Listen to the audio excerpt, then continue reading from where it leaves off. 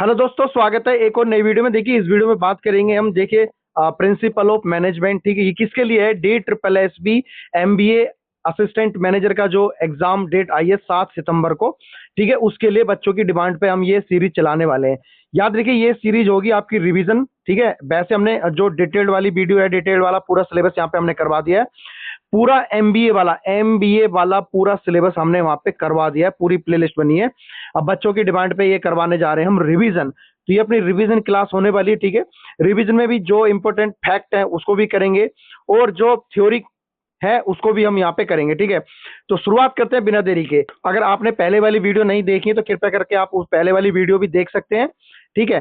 तो शुरुआत करते हैं। देखिए, प्रबंध के सिद्धांत यानी कि प्रिंसिपल्स ऑफ मैनेजमेंट, ठीक है। इस पे हम ये पूरे डिटेल्ड नोट्स करेंगे, ठीक है। तो जी परिचय, देखिए होता क्या है, मैनेजमेंट क्या होता है, सबसे पहले उसको जानना बहुत जरूरी है। संगठन के लक्ष्यों को यानी कि उद्देश्य जो होते हैं, ठीक है, लक्ष्य टारगेट जो होते हैं, प्रभावी ढंग से प्राप्त करने की कला और विज्ञान, ठीक है। जो प्रभावी ढंग से प्राप्त करने की आर्ट एंड साइंस है, अपना कला है, टेक्निक है, ठीक है, एक टेक्निक है, ठीक है, उद्देश्यों को या लक्ष्यों को प्राप्त करने का, ठीक है, ये परिचय हो जाएगा। बाकी महत्व क्या है इसका, DSSB एमबी उसमें एमबी में सर्वाधिक उच्च उपज यानी कि हाई यील्ड का जो विषय है ये रहने वाला है। मतलब सबसे ज्यादा क्वेश्चन आपको देखने को मिलेंगे इसी में से आपको देखने को मिलेंगे, ठीक है। सबसे ज्यादा जो आपको क्वेश्चन देखने को मिलेंगे वो इसी में से देखने को मिलेंगे। तो ये बेसिक है, प्रिंसिपल है भाई, मैनेजमेंट का एक प्रिंसिपल है, ठीक है। तो उसके बाद देखेंगे। अब देखिए इसमें इस वीडियो में हम क्या क्या पढ़ेंगे, ठीक है। मुख्य विषय देखिए क्या करेंगे, प्रबंध की, क्या बोल रहा है, प्रबंध की प्रकृति देखेंगे और कार्य देखेंगे, ठीक है। POSDC ये देखेंगे। नेतृत्व यानी कि लीडरशिप देखेंगे। अभिप्रेरणा यानी कि मोटिवेशन देखेंगे। ये इंपॉर्टेंट है भाई, ये जो इंपॉर्टेंट फैक्ट है ना वो सारे इंपॉर्टेंट रहते ही रहते हैं। इनमें से क्वेश्चन आपको बनते ही बनते हैं, ठीक है। उसके बाद देखेंगे सिद्धांत। किसके सिद्धांत देखेंगे? मैनेजमेंट के सिद्धांत देखेंगे। किसके अनुसार? फेयोल और टेलर के सिद्धांत देखेंगे। इनके अकॉर्डिंग इनकी क्या परिभाषा दी थी, उन्होंने क्या तथ्य दिए थे, उसके बारे में यहाँ पे हम इनकी जानकारी लेंगे। उसके बाद है आधुनिक प्रबंधन जो टेक्निक है, ठीक है, TQM यानी कि काइजिन, इनके लिए भी हम देखेंगे, ठीक है। तो ये सारी चीजें हम यहाँ पे इस वीडियो में यहाँ पे हम इसको कवर करेंगे, ठीक है। तो देखिए आगे बढ़ते हैं, ठीक है। तो ये सारा इंपॉर्टेंट रहने वाला है असिस्टेंट मैनेजर के लिए, MBA वाला, ठीक है। बाकी जो कुछ बच्चे जो अपना टूरिज्म वाला है उस पर भी हम करेंगे, ठीक है, लो वाला है उस पर भी हम करेंगे, ठीक है। तो प्रबंध की जो प्रकृति है और विशेषताएं उस पर क्या नजर मारते, देखिए। देखिए जो इसकी परिभाषा से क्या बोलते हैं, परिभाषा से भी एक अधिक देखने को मिल सकता है, ठीक है। तो यह एक निरंतर यानी कि कंटिन्यूस यानी ये एक लगातार चलने वाली क्रिया है, और सार्वभौमिक यूनिवर्सल है यानी कि सार्वभौमिक यानी कि यूनिवर्सल प्रक्रिया आपके ये रहने वाली है। क्या इसका एम है, भूमिका क्या रहने वाली है इसकी? संसाधनों पे, रिसोर्सों का, ठीक है, और अनुकूलतम उपयोग कर लक्ष्य प्राप्त कर सकते हैं। जो इसके हम लक्ष्य प्राप्त करेंगे वो रिसोर्सेज और अनुकूलतम जो उपयोग है उनके तौर पे हम यहाँ पे करेंगे, ठीक है। अब देखिए मुख्य विशेषताएं क्या है, देखिए विशेषताएं भी आपको देखने को मिल सकता है। 4 ऑप्शन देखने को मिल जाएगा आपको, उनमें से एक विशेषताएं आपको मिल जाएगी और बाकी 3 अलग ऑप्शन आपके देख सकते हैं। तो उसमें से आपको छांटना पड़ेगा, ठीक है। तो ऑप्शन वाला आपको देखने को मिलेगा। ये अभी हम प्री के बारे में बात कर रहे हैं, मेंस का अभी हमने नहीं करा है, तो मेंस का तभी करेंगे जब आपका प्री का एग्जाम हो जाएगा, ठीक है। तो क्या क्या इसका विशेषताएं हो जाएंगी आपकी, देखिए लक्ष्य उन्मूलन यानी कि गोल ओरिएंटेड, जो भी हम पढ़ेंगे अपना गोल ओरिएंटेड जो विषय है, तथ्य, उसको भी ध्यान देखेंगे। निश्चित उद्देश्यों की प्राप्ति करेंगे, ठीक है। बहुआयामी यानी कि मल्टी डायमेंशनल यानी कि कार्य, लोग, संचालन का प्रबंधन, इन सबको मिला के बोलते हैं मल्टी, ठीक है। उसके बाद गतिशील यानी कि डायनामिक, बदलते पर्यावरण के अनुसार अनुकूलता, ये आपका होता है। क्या ये जो विशेषताएं होती हैं प्रबंध की, मैनेजमेंट की, मतलब जैसे जैसे जैसे जैसे होता है ना सीजनल, जो सीजनल होता है, सीजनल कार्य होता है, उसी के अकॉर्डिंग भाई लोग मिलते हैं, कार्य होता है, पर्यावरण के बदलते अनुसार कार्य होता है, ठीक है। उसके बाद सामूहिक गतिविधि होती है यानी कि ग्रुप एक्टिविटी, टीम वर्क पर जो होता है उस पर भी आपको ध्यान देना पड़ेगा, ठीक है। तो टीम वर्क में क्या होता है, जो TL होता है तो वो सारी चीजों को इस पे नियंत्रण करता है, ठीक है, TL टीम लीडर, ठीक है।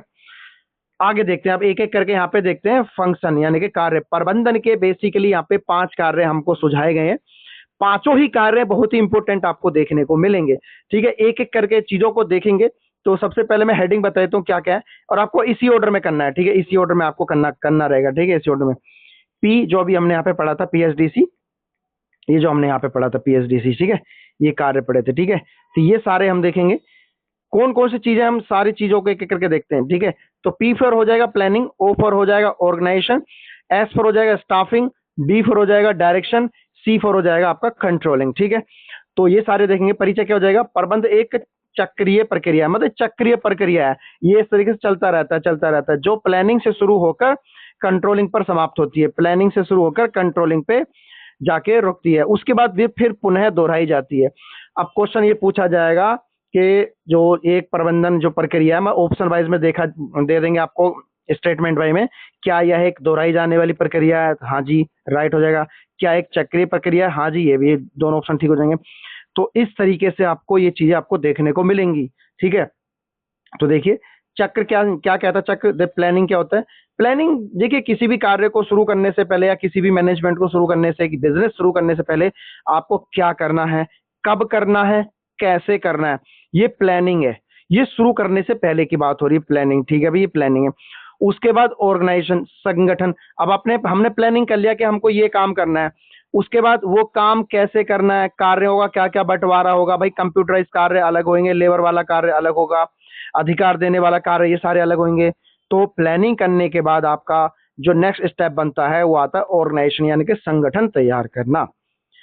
संगठन तैयार कर लिया, संगठन तो एक व्यक्ति भी तैयार कर सकता है। उसके बाद होता है स्टाफिंग, कर्मचारियों की नियुक्ति, ठीक है, मतलब कौन सा कार्य कौन व्यक्ति करेगा, किस में उसकी सक्षमता है, उसको यहाँ पे चीजों को देखेंगे। तो सही काम पर सही व्यक्ति, मतलब किस काम के लिए कौन सा व्यक्ति परफेक्ट है, उसको हम देखते हैं, ठीक है। स्टाफिंग करते हैं, राइट पर्सन राइट जॉब, ठीक है।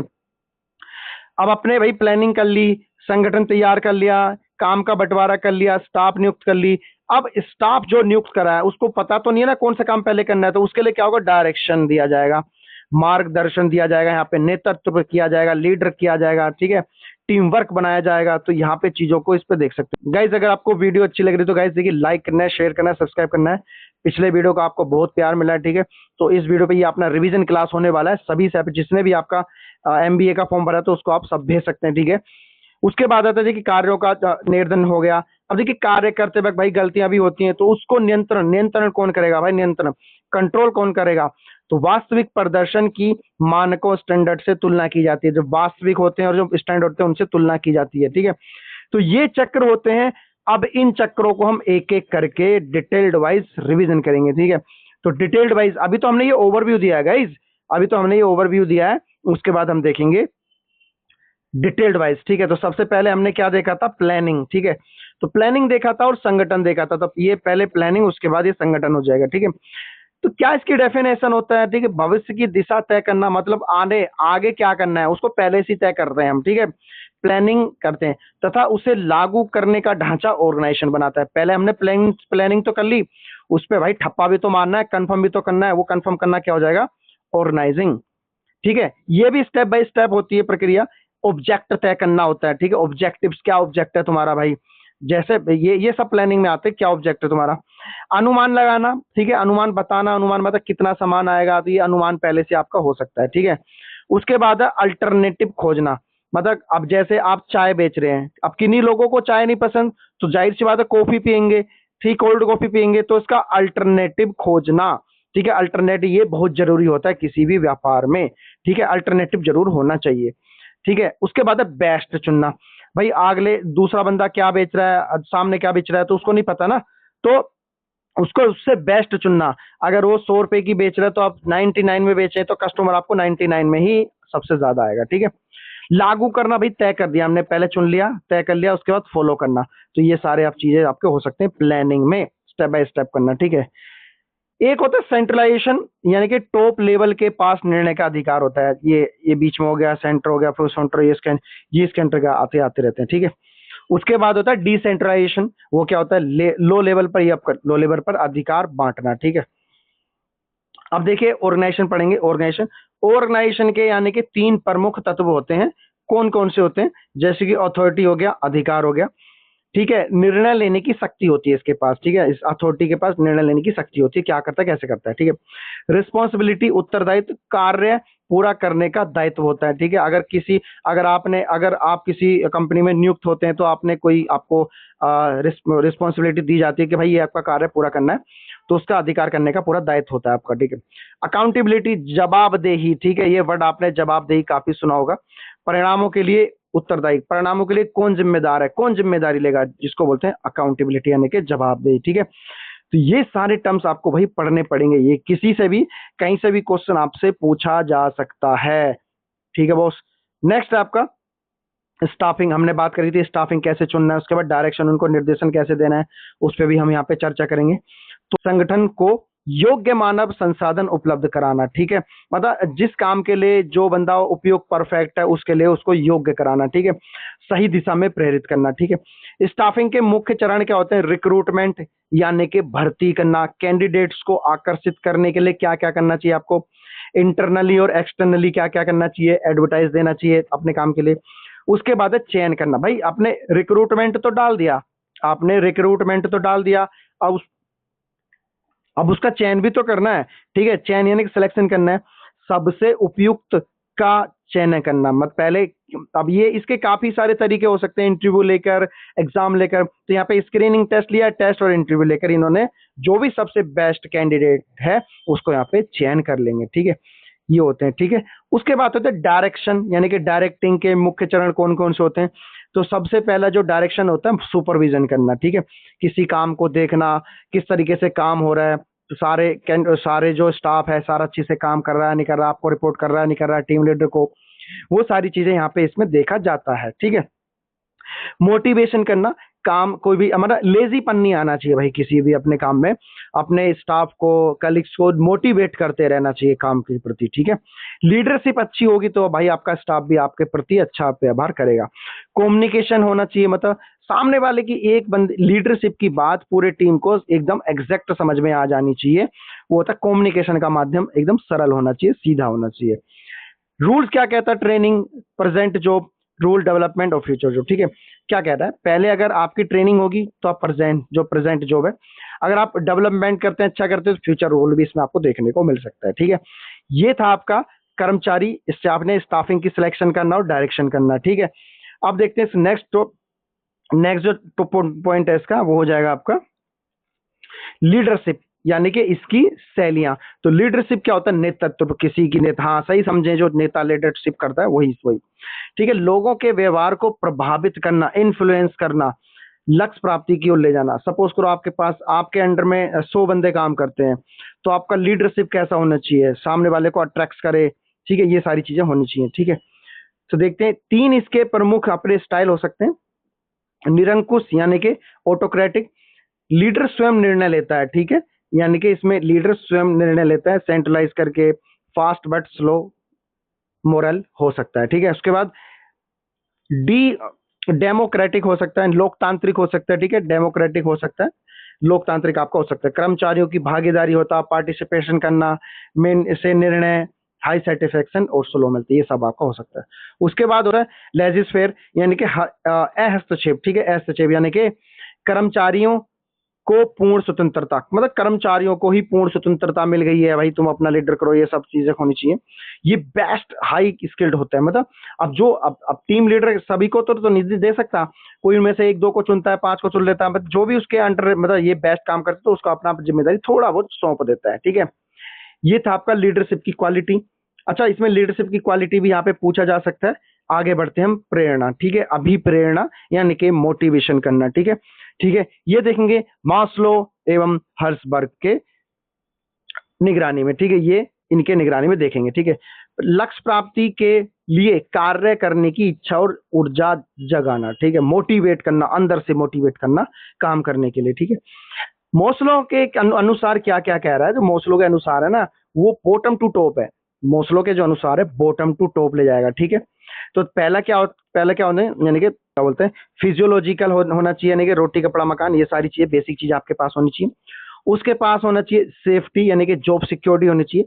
सोशल टीम बिलोंगिंग होना चाहिए। उसके बाद इस टीम यानी कि प्रमोशन एंड रिस्पेक्ट होना चाहिए। उसके बाद सेल्फ एक्चुअलाइजेशन, फुल पोटेंशियल आपके पास होना चाहिए। ये था मोस्लो के अनुसार। अब एग्जाम में क्वेश्चन कैसे फंसा जाएगा कि भाई पूछ लेगा इनमें से कौन सा पदन, इसमें इनमें से कौन सा जो पद है वो मोस्लो का है, तो ये सारी चीजें आपको याद रखने पड़ेंगे। तो इनमें से कौन सा पद है, मोस्ट लोग का है। कौन सा नहीं है तो इसका पूछ लेंगे, ठीक है।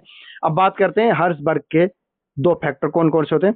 हाइजीन फैक्टर होता है भाई, हाइजीन जो फैक्टर होता है, देखिए ये ज्यादा इंपॉर्टेंट है थोड़ा, ये इंपॉर्टेंट रहने वाला। कैसे इंपॉर्टेंट होता है तो देखिए, हाइजीन फैक्टर क्या होता है कि डिससेटिस्फैक्शन, ठीक है, क्या बोलता है, डिससेटिस्फैक्शन नहीं होना चाहिए बंदा, ठीक है। उसको रोकने के लिए, डिससेटिस्फैक्शन को रोकने के लिए आपको सैलरी पे ध्यान देना पड़ेगा, सैलरी अच्छी करनी पड़ेगी ताकि सेटिस्फेक्शन हो जाए, ताकि कर्मचारी सेटिस्फेक्शन हो जाए, डिससेटिस्फेक्शन ना हो। पॉलिसीज आपके उनके लिए बनानी चाहिए, अच्छी खासी पॉलिसीज बनानी चाहिए। नेक्स्ट आपका मोटिवेटर्स, ठीक है, वास्तविक सेटिस्फेक्शन बढ़ाते रहना चाहिए, ठीक है, अचीवमेंट देता रहना चाहिए, ग्रोथ देते रहना चाहिए, ये सारी चीजें देते रहने चाहिए कि ताकि एम्प्लॉय को मोटिवेट हो भाई, उसमें बना रहे अच्छे से और बना रहे, ठीक है।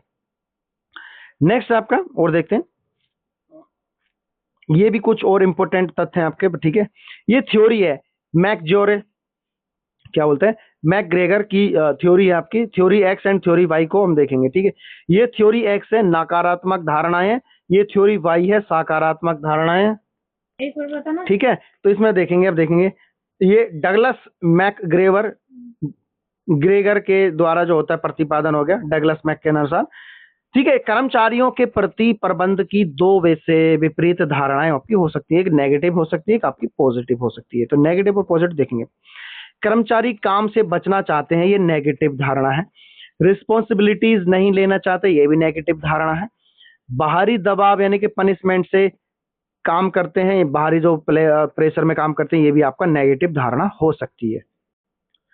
नेक्स्ट आपका सकारात्मक यानी कि पॉजिटिव, काम करना स्वाभाविक यानी कि नेचुरल आपका मानते हैं, ठीक, रिस्पॉन्सिबिलिटीज लेते हैं, क्रिएटिव होते हैं, सेल्फ डायरेक्शन से काम करते हैं, ठीक है। तो इनमें से भी पूछा जा सकता है कि भाई जो डगलस के जो थ्योरी थी, नेगेटिव कौन सा था, पॉजिटिव कौन सा है, या क्रॉस चेक में आ सकता है, ये सारी चीजें आपको देखने को मिल सकती हैं, ठीक है। नेक्स्ट अब देखते हैं कम्युनिकेशंस, ठीक है, किस तरीके से हमने कम्युनिकेशन पे भी बात करी थी स्टार्टिंग में। तो संचार प्रक्रिया एवं बाधाएं, ठीक है, उस पर भी हम यहाँ पे नजर मारेंगे, ठीक है, कौन कौन सी यहाँ पे सारी चीजें होती हैं, ठीक है। तो मैसेज और आइडियाज को इस तरह भेजना कि रिसीवर का सही अर्थ समझ सके, मतलब जो कम्युनिकेशन है क्लियर होना चाहिए, समझ में आना चाहिए क्या मैसेज दे रहा है, क्या आइडियाज दे रहा है, जो रिसीवर सुनने वाला है उसको क्या होता है, सही अर्थ समझ सके। संचार प्रक्रिया क्या होती है, प्रोसेस लूप क्या होता है, ठीक है, सेंडर जो सेंडर कर रहा है उस रिसीवर के पास अच्छे से पहुंच जाना चाहिए, ठीक है। अब देखिए जो सेंडर होता है पहले क्या बोलते हैं, एनकोडिंग करता है, मैसेज को ध्यान से सुनता है, उसके बाद चैनल आगे आता है, तो उसके बाद रिसीवर के पास पहुंचता है, यही ये सुन के डिकोडिंग करता है, उसके बाद ये फीडबैक वापस इसको देता है, ठीक है बस। ये कुछ तथ्य हैं, इनको भी आप ध्यान में रखना है। अब इसकी कुछ बैरियर्स हैं यानी कि बाधाएं हैं, उन पर भी देख लेते हैं। यानी कि सिमेंटिक यानी कि भाषा शब्दों का गलत अर्थ, ठीक है, कुछ बोल कुछ हो रहा है, क्या कुछ हो रहा है, ठीक है, शब्द। उसके बाद है साइकोलॉजिकल यानी कि डर तनाव भावना, ये सारी हो सकती हैं। उसके बाद है ऑर्गेनाइजेशनल यानी कि जटिल नियम और लंबी हेरारकी, ये सारी हेरारकी पता है ना आपको बॉस, इस तरीके से आज की आपकी हेरारकी होती है, ठीक है। टॉप पे कौन है, उसके नीचे कौन है, उसके नीचे कौन, ये सब आपका हेरारकिया में आता है। उसके बाद पर्सनल आता है, पुअर लिस्टिंग होता है, पुअर लिसनिंग होता है, गलत रवैया, ये सारी चीजें ये प्रमुख बाधाएं हो सकती हैं किसी भी कम्युनिकेशन में, ठीक है बॉस, किसी भी कम्युनिकेशन में सारी चीजें हो सकती हैं। अब नेक्स्ट है फ्यूल। अब देख फ्यूल और टेलर के ये देख लेते हैं, उसको देख लेते हैं। फ्यूल के 14 सिद्धांत दिए गए हैं, लेकिन हम यहाँ पे जो मेन है उसके पे बात करेंगे। है पूरा नाम क्या है इनका, हेनरी फ्यूल, ठीक है। सामान्य महत्व यानी कि जनरल मैनेजमेंट की इन्होंने नींव रखी थी, किसने, फ्यूल ने। क्वेश्चन ये पूछा जा सकता है कि जनरल मैनेजमेंट की नींव किसने रखी, तो क्वेश्चन अपना एक आंसर हो जाएगा फ्यूल, ठीक है। सिद्धांत कौन कौन से होते हैं, डिवीजन ऑफ वर्क यानी कि कार्य का विभाजन करो, किसी सारे काम को मतलब एक पे मत थोपो, किसी को क्या दे दो, किसी को क्या दे दो, यही है कार्य का विभाजन यानी कि विशेषता, विशेषज्ञता, ठीक है, एफिशिएंसी। उसके बाद अथॉरिटी एंड रिस्पॉन्सिबिलिटी, दोनों में संतुलन आवश्यक, बहुत जरूरी है। स्केलर चेन बनाइए, टॉप से बॉटम तक आपको ले जाना है, ठीक है। अथॉरिटी की औपचारिकता श्रृंखला बनानी है, ठीक है। उसके बाद एस्पिरिट डे क्रॉप, ठीक है, एस्पिरिट डे क्रॉप, टीम भावना बनाने यानी कि टीम लीडर जैसा आपको बनाना पड़ेगा। उसके बाद इक्विटी यानी कि सभी कर्मचारियों के साथ न्यायपूर्ण व्यवहार करना, सभी के साथ इक्वल आपको ये सारा मानना पड़ेगा बॉस, ठीक है। अब टेलर के सिद्धांत और देख लेते हैं, काफी सारे हैं टेलर। तो बट वीडियो अच्छी लगे तो गाइस लाइक करना है, शेयर करना है, अगर कंटेंट में दम नजर आ रहा है तो आपको इसकी पीडीएफ भी आपको मिलेगी। पीडीएफ कहाँ मिलेगी मैं आपको बताऊंगा। सिद्धांत कौन कौन से साइंटिफिक मैनेजमेंट है, यानी कि इनका जो पूरा नाम था FW टेलर, यानी कि फादर ऑफ साइंटिफिक मैनेजमेंट के ये फादर हैं, ठीक है, टेलर। भूमिका वैज्ञानिकों तरीकों से प्रोडक्टिविटी एवं एफिशिएंसी बढ़ाना। प्रोडक्टिविटी यानी कि उत्पादनता बढ़ाना, और एफिशिएंसी यानी कि जो अच्छी क्वालिटी के वो चीज बढ़ाना, ठीक है। इसके 4 पिलर्स हैं, 4 इसके प्रिंसिपल हैं या पिलर्स बोल लो। Science not rule of thumb, harmony, cooperation और डेवलपमेंट, ठीक है।